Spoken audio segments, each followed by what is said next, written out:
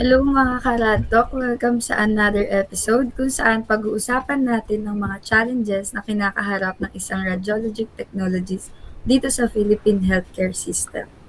This topic is important because radiologic technologies play a vital role in diagnosing and monitoring patients.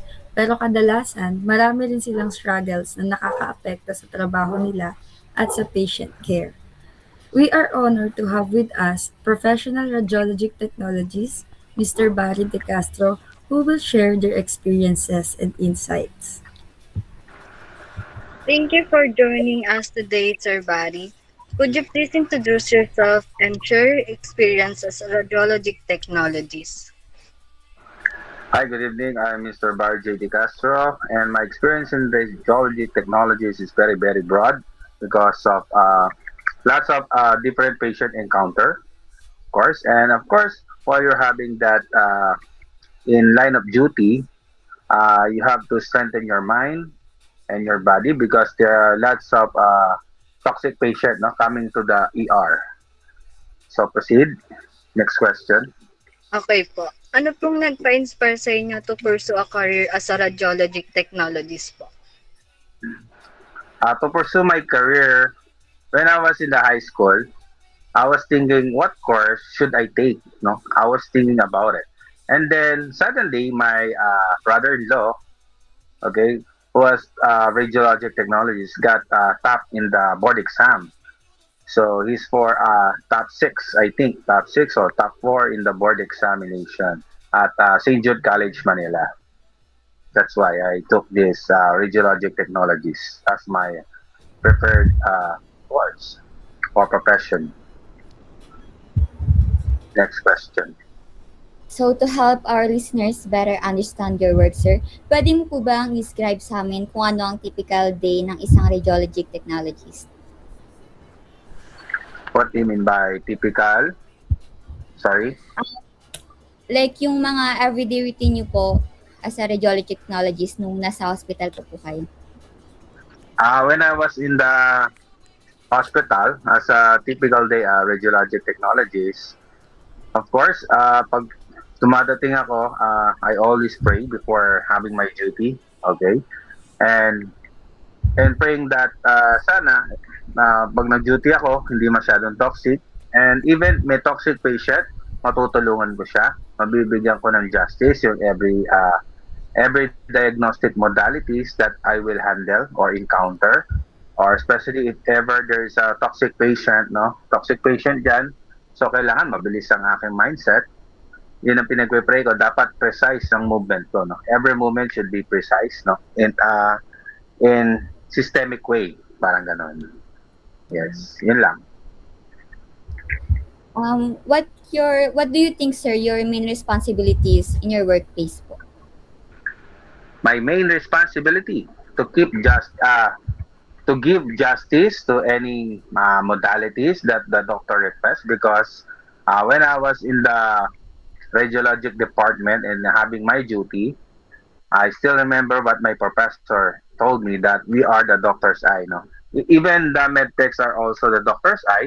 Sila yung kaliwang mata, tayo naman yung kanang mata. Kasi the diagnosis of the patient will not be concrete, no? Hindi magiging justice or magiging justifiable ang isang diagnosis kapag walang diagnostic modality na may bibigay as a rad tech, no? Mabibigay na magandang exposure or magandang radiograph. Next question. So, Sir, ask ko lang po kung ano pong hospital po dati yung pinagtatrabahuhan niyo po. Hospital na pinagtrabahuan ko dati is orthopedic. Okay. Sa orthopedic, and then nag-duty rin ako after that. Orthopedic, medyo toxic, no? Nakakapagod. So, lumipat ako sa clinic na lang. Sa clinic. I transfer myself to a clinic because clinic, hindi masyadong toxic ang duty, and I was thinking to have my doctor of medicine. I want to have to study doctor of medicine. That's why nag-transfer muna ako sa clinic, and then while studying, nagtatrabaho ako sa clinic. Ganun ang ginawa ko before. So, Sir, naka-experience po ba kayo sa hospital ng sufficient and updated equipment para sa radiologic procedure? What do you mean by updated equipments before? Yes. Opo. Yes, nakahawak din ako ng mga updated equipments. For example, yung mobile X-ray. So, yung mobile X-ray na yan before, makikita na rin yung mga radiograph, no? For example, nag-shot ako, may monitor na siya lumalabas. Actually, nakikita na siya sa another monitor. Nag-a-appear na rin. Yung mga updated equipment. So, sir, Ganun. sa tingin niyo po, how does limited or outdated equipment affect your work and patient care? Work? No, it's make your work faster because since updated na yon, hindi ka na mahihirapan to get that Outdated. case. Outdated. Outdated. So, yung mga makaluma, no? Ano bang problema sa mga makaluma? Kasi, pag makaluma siya, outdated na, yung, for example, the very, very first thing talaga dyan is yung gagamit ka ng yung disawsaw, no? Yung parang gumagamit ka ng yung film na sinasawsaw pa. Okay? Or yung film na tinefed pa sa machine. So, it will take time kasi kapag nag-develop ka ng manual, it will take 1 minute or more manually, hindi sausaw. Pag yung gamit mo naman is yung processor machine, it will take 60 seconds rather, 60 seconds or 1 minute. So, ang problema kasi doon, hindi mo alam kung tama ba yung position. Number 1, tama ba yung position ko? Number 2, tama ba yung pag-shot ko? Kasi baka mamaya meron siyang distortion. Kasi pag sinabi natin na distortion, yun ang pinakaayaw natin sa RadTech. Kasi yung distortion, yun yung motion. That's the motion. We don't like that to have a motion kasi magbe-blur yung vision or magbe-blur yung ating radiograph. So yung mga outdated na yan, medyo matagal. Medyo matagal. For example, toxic patient, kailangan mabilisan natin ng radiograph, tatagal eh. Tatagal siya. Hindi siya masishot na mabilisan. Kasi matagal, itatakbo pa yung film and then ide-develop. Hindi katulad ngayon, no, yung mobile X-ray or mobile na na pag shot mo, nandun na agad dyan sa monitor, mag-a-appear na. And number 2, yung sinasabi nating KUB, no, yung kilovoltage and MAS. Kasi kapag sa outdated na radiograph or X-ray machine, ikaw yung mag-a-adjust itself. Okay, ikaw yung mag-a-adjust. So matagal yun. Tatansyahin mo pa yung tao. Yung anatomical part ng tao, tatansyahin mo kung mataba ba siya, o payat ba siya, o mamuscle ba siya. Depending eh.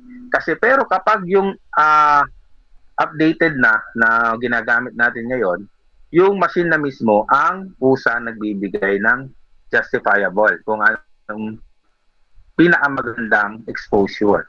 Yung machine na nag-adjust, the KBP and the MAS adjusted already. Wala nang hirap. Yun. Ganun siya. Thank you So, po, sir. that's what. Another concern po we would like to discuss is staffing. Dati po ba sa tingin nyo, there are enough radiologic technologies in your workplace? Sorry. Merong? Kung meron po bang enough radiologic technologies in your workplace po? Before, hindi kasi nila masyadong alam ang radiologic technologies. Talagang maraming natatakot kasi pag sinabing radiation, ang pagkakaalam nila, no, misnomer, baog agad, mababaog ka dyan, no, magkakaroon ka ng sakit, magkaka-cancer ka. Ganun ang mindset before eh. No, hindi nila alam na ang radiologic technologies, responsible naman sila gumamit ng radiation. They know the basic care for themselves. So alam nila may monitoring machine naman tayo o may Geiger monitor naman tayo na sinusuot pag RadTech ka, and we have this limit doses naman. And of course, alam natin kung ano yung distance na kailangan natin. Kasi before, di nila alam kung ano yung misnomer lagi narinig nila. Pag sinabing ganito, ganyan, masama agad. Ganun eh. Hindi nila inaabot yung field na pag naturuan sila ng tama, alam nila kung paano sila iiwas sa radiation. So, kaya konti lang yung nag-a-apply nun. Pero at this point, at this now, mas marami na nagra-RadTech, no? Kasi nga, nakikita nila, uy, parang astig maging RadTech. Ayun ang number 1 na narinig ko, no? Yung number 1 na narinig ko, astig daw ang RadTech. Tingnan, tapos chill-chill lang, mga ganon yung mga mindset ng tao ngayon.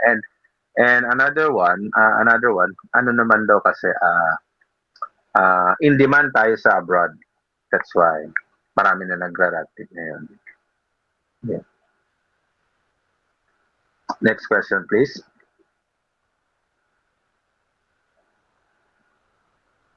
Sorry. Since, sir, we know naman na radiation safety is important po in radic field, can you share to us, sir, kung anong safety measures na meron sa workplace nyo? Safety measures in my workplace, no? Of course, there are some rooms that cannot be entered by a patient, especially when you're doing the exposure. Okay, naka-red light naman yun. Ibig sabihin, you cannot enter that room because radiation is emitting that point.